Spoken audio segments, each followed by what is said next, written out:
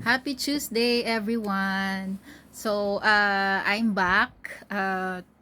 This time naman, isi-share ko yung ginawa kong costume last August, nung linggo ng wika sa school ng mga anak ko.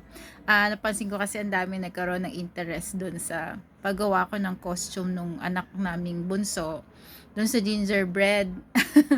So this time share ko naman sa inyo kung paano ko ginawa yung costume nung anak naming panganay si Kirsten. So siya yung naging muse ng classroom nila. Actually siya talaga yung muse. So siya yung representative para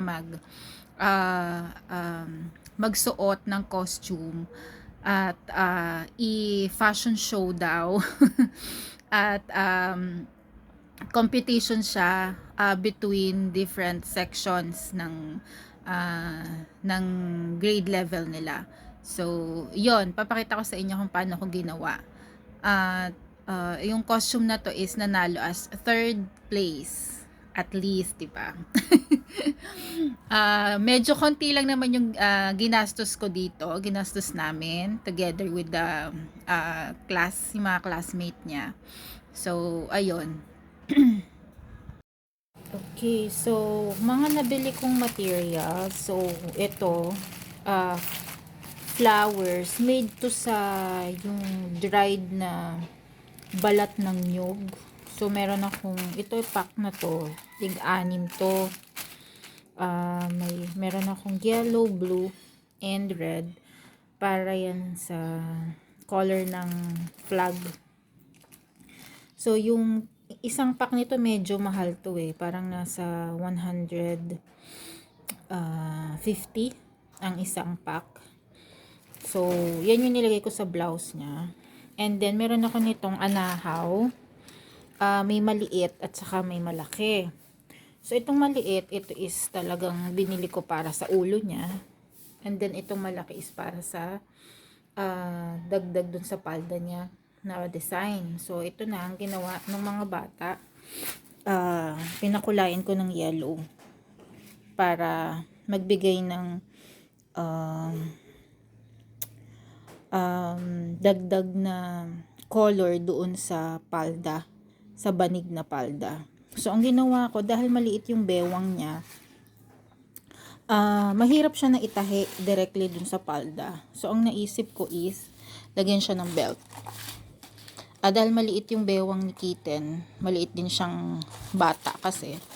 So, para maikabit ko sa bewang niya, and then, yun, sasakto lang siya para dun sa pinakabewang niya. Tapos, parang hindi rin matanggal kahit anong gawin niyang kilos. Actually, yan, tinahi ko yan. Isa-isang yung mga anahon na yan doon sa belt para matibay din yung kabit. And then, meron ako nabiling ganito. Ito yung mga pang souvenirs nilalagay sa mga souvenir item. Nakakatuwa kasi yung 3 yards nito is 100 lang. Ang laki. So, ayun. Bumili akong yellow at saka blue. Tapos kinat ko siya na ganito. Pangdagdag siya ng accent doon sa... Kasi 'di ba ang nagko-complement na color is blue at saka yellow. So, accent yung blue at saka itong yellow din doon sa palda. So, yun. Okay, so sa pangtaas, dahil 1 week na lang meron, gagawan ko sana siya ng banig na top. Pero bumili na lang ako ng Maria Clara na ready to wear na. And nilagyan ko na lang ng mga flowers na yan na made of nyog. So, ayan siya. Yung palda na lang ang ginawa kong banig.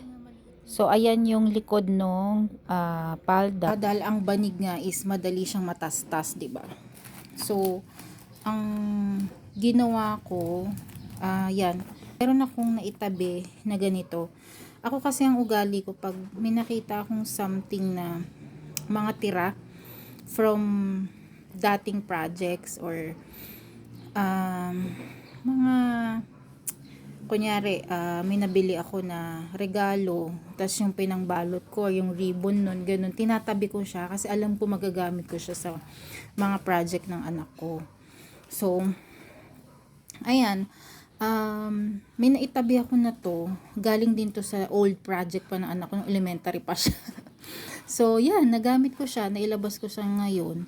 Tapos, para dikit ko yung palda, maging magmukha siyang palda.